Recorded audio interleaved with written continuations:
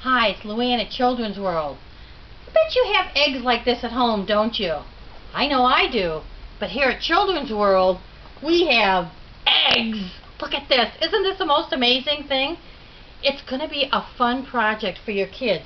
Let me put down this boring egg. What you do is you put it in water and you let it go and you watch and you wait. Now your kids are learning about absorption. They're learning about nature. You know how chicks and alligators, when they get big and they try to hatch out, starts to crack. That's what this will do. Starts to crack up. And there's a fish inside.